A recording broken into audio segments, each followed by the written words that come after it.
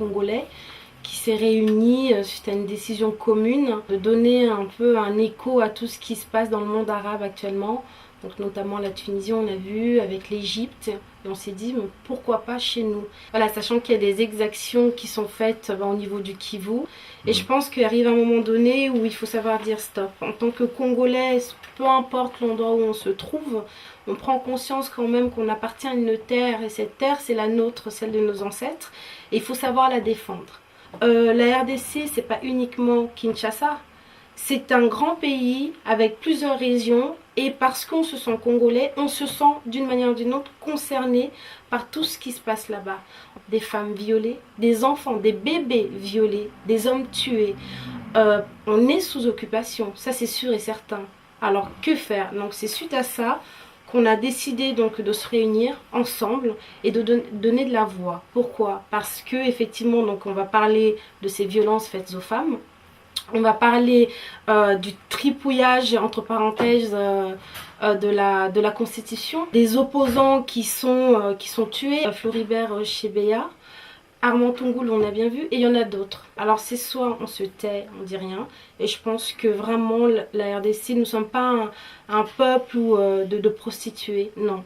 Il faut savoir dire stop. Et c'est pour ça qu'en fait on a décidé de se réunir le 19 février à Châteaurouge jusqu'à République pour donner le ton, montrer qu'on soutient nos frères et sœurs qui sont là-bas et qu'à n'importe quel moment qu'ils sachent qu'on est là, qu'on est avec eux et que si on doit faire changer les choses, on le changera ensemble. C'est un vent de libération. Il n'y a pas que le Congo, il y a le Gabon comme vous avez dit. C'est vrai qu'ils se sont réunis avec nous parce que eux aussi ils ont en tête un président entre parenthèses qui n'est pas on sait très bien par rapport à la France-Afrique, il a été mis là suite, c'est le fils de Bongo. Donc effectivement c'est un vent de libération et ce vent il est en train de souffler. On se dit si ça se passe ailleurs, pourquoi pas chez nous? Et Dieu sait que l'Afrique noire a énormément de problèmes, des maux. Et il faut absolument que ça change. La jeunesse veut un changement parce que c'est cette jeunesse-là qui fera bouger les choses.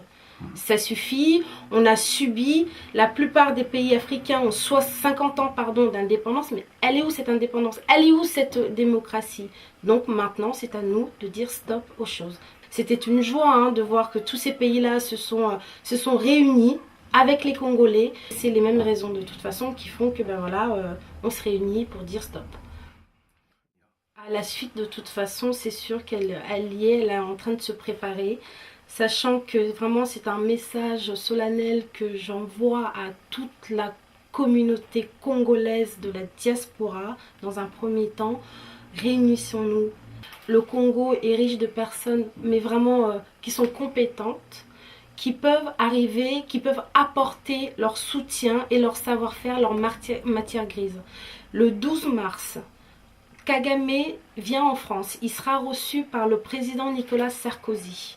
Comment accepter qu'un pays qui est réputé comme étant le plus grand pays des droits de l'homme, qui défend ce statut-là, puisse accueillir une personne comme Kagame, sachant qu'il y a eu le rapport de l'ONU qui a fustigé ce personnage-là en indiquant que voilà, il y a eu des exactions, il y a eu des meurtres, il y a eu des viols, et que ce personnage-là puisse être accueilli comme si rien n'était.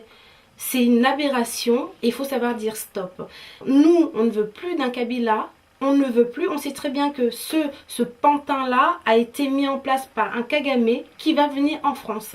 Donc c'est un appel à tout Congolais qui se trouve en Belgique, à Londres, à Genève, en France, à ce qu'on puisse se retrouver. Le rendez-vous, de toute façon, ça se met en place, sachant qu'il nous reste très peu de jours, à ce qu'on puisse se retrouver et donner vraiment de la voix. On ne veut plus de ça, ça suffit.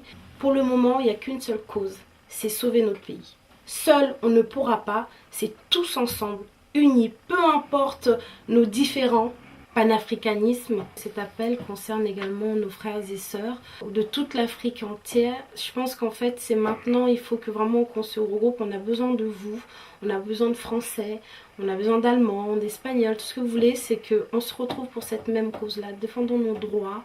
Et si on laisse passer ces choses mais inouïes et horribles se faire, je pense que c'est notre intégrité en tant que personne même que l'on perd.